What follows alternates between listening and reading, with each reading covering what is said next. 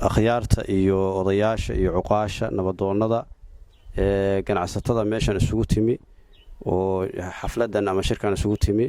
waan salaamaya waxaan ku salaamayaa salaanta islaamka assalaamu calaykum waraxmatullaahi wabarakaatu salaan kadib imaantikan wuxuu daaran yahay warqad soo baxday oo kolley meel laga soo tuuray warqadaas ciddii soo tuurtana waa cid ma garanaysaa ay iska qas iyo dhibaato iyo bulshada mushkiladaheeda ka shaqaynaysa aan wax horumar iyo wax ma garanaysaa ay bahalkii aan ka lahayn iyo horumarka iyo isu dhawaanshaha iyo dadnimada intaba ka fog baa la oran karaa warqadaas marka shirkan wuxuu daaran yahay warqadaas beenta ah oo la soo saaray oo lagu been abuurtay odayaal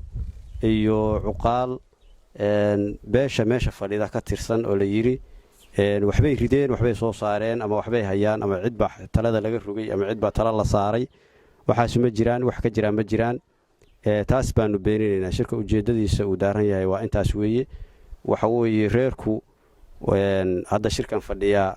waxay leeyihiin nabadoon bay leeyihiin guud oo gobolka ah nabadoonna ka hooseeya bay leeyihiin dadkii kaloo ma garanaysaa gudiyadii iyo nidaamkii iyo sidii reer u jiri jiray ayay u jiraan waxay leeyihiin mabaadii iyo talooyin iyo hiigsi iyo wadatashi iyo talo iyo madax intaba waa leeyihin marka waxaan rabnay inaan kolleyba waxay ahayd wax lagu carqalad gelinayo bulshada iyo ma garanaysaa iyo meelahaas marka warqadaas ayaanu beeninaynaa waxaanu sheegaynaa warqadaas inay tahay been aan wax kama jiraana dadka lagu qoray waxa ku jiray cuqaal iyo odayaal iyo nabadoonno beesha ka tirsan waxaa kaloo ku jiray maamulka kuwa ka tirsan oo taliyayaal iyo guddoomiyeyaal gobol iyo ay ka mid yihiin marka waxaan caddaynaynaa warqadaas inaysan waxba ka jirin wax ka jiraase aysan ka jirin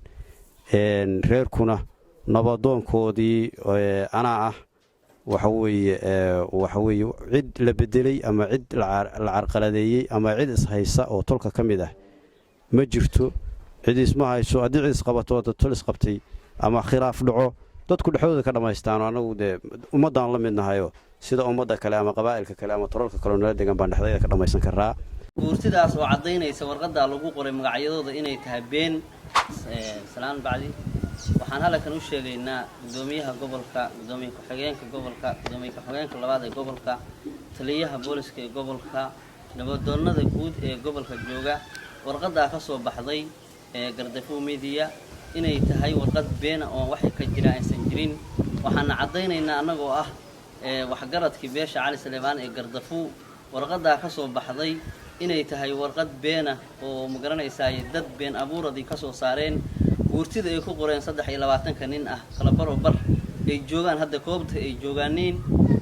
waxaan u sheegaynaa mas'uuliyiinta gobolka inay yihiin nimankaas hadlay oo ma garanaysaa beesha ku been abuurtay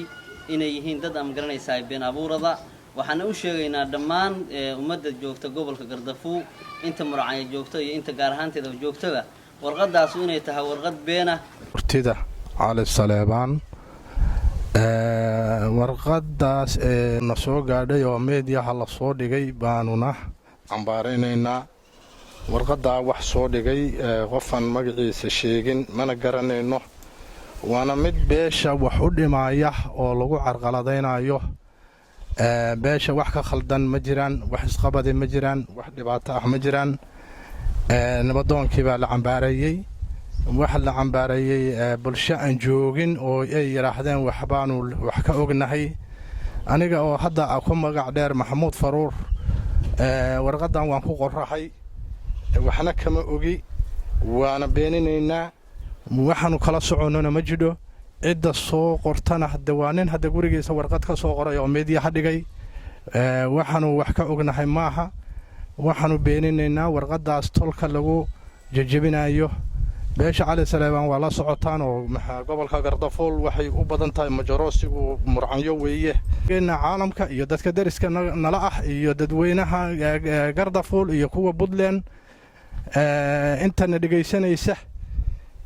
qofkaasu inuu rabo burburka beesha Cali Saleebaan wax hadda iska qabsina aanu jirin dhibaatuna aanay waddanka ka jirin gardafuul waxaan u sheegayaa ummaddana dhegaysanaysa in reer beeshu nabad tahay, nabadoonkii dhisan yahay, nabadoonna ku-xigeenadii dhisan yihiin, ganacsatadii annagoo ah aanu dhinac taagannahay. dee waxaan leenahay ummadda muslimka beenta yaan loo sheegin. beeshu waxay diyaar u tahay arrintaas kaga jawaabaysaa wax jira oo meeshan ka jira degmadan Murcayo maaha. degmadan Murcayo waxay leedahay nabadoon isku jira oo hadda muddo 3 sano ka shaqaynayay gobolkan oo beeshu wada ogtahay. beesha Cali Saleebaan nabadoon waxa uu ahaa kala dhigay Maxamuud Nuur Yuusuf oo nin walba oo ka tirsan gobolka Gardafuul uu ogyahay. nabadoonka hadda la sheegayo xaafad laga doortay midana anagu aaminsanahay ama ognahay haddaanu nahay beesha Cali Saleebaan oo hadda Murcayo shirkaan isugu timi wax jira aan ognahay ma aan u sheegnaa dhammaan dadka nala degan oo darasiyeedayada ah oo arrintaa maqlay oo caawi ama xalay ka maqlay Facebook-yada ka arkay inay tahay wax beena Cali Saleebaan nabadoonkoodii ogaayeen oo hadday tahay madaxweyne ku-xigeen hadday tahay wasiir hadday tahay dhammaan bulshadu og tahay ayaa maantay ka shaqeynaya gobolka degmada Murcayo ee gobolka Gardafuul ilaa iyo Caruula ilaa Bareeda ilaa iyo Muudi ilaa Murcayo nabadoon waxa ka ah nabadoonkaas beeshu dooratay way isu jirkooda dooratay. waxaan u sheegaynaa marka dhammaanba dadka waxgaradka ah iyo dadka beelaha degmada nala deganba inta inaan ku xunnahay. shirkan waxaa la isugu yimid beesha Cali Saleebaan iyagoo ka jawaabaya warqad been abuur oo soo baxday. haddii waxaan loo cadeynayaa waxaan u cadeynaynaa in beesha Cali Saleebaan nabadoon leedahay Gardafuul nabadoonkina shaqaynayo